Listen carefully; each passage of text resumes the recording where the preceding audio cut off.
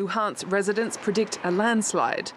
Just minutes after the announcement of a vote to decide whether to join Russia, people say they can't wait to have their say. I think everybody will be in favour of joining Russia. I don't know who will be against it.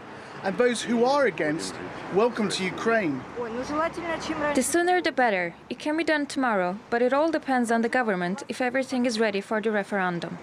The self-proclaimed Luhansk People's Republic is one of 4 Russian-occupied regions of Ukraine, which outlined coordinated, Kremlin-backed plans to hold a referendum in the next few days or weeks. Combined, these areas make up about 15% of Ukrainian territory, about the size of Portugal or Hungary. It looks like a plan by the Kremlin to formally annex the territories 8 years after it took Crimea. Ukraine says it won't recognise the results, and the plans have been widely rebuked at the UN General Assembly. Russia declared a war. It invaded this region. It bombed it and killed people. It made other people flee, and now explains that in the same region it's going to organize a referendum. If this were not so tragic, we could laugh. Moscow may be gambling that annexation will help halt recent territorial losses.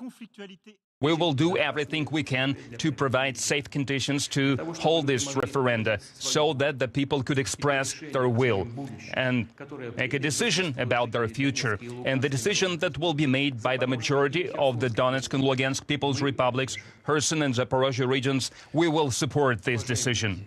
The Kremlin also plans to bolster its forces.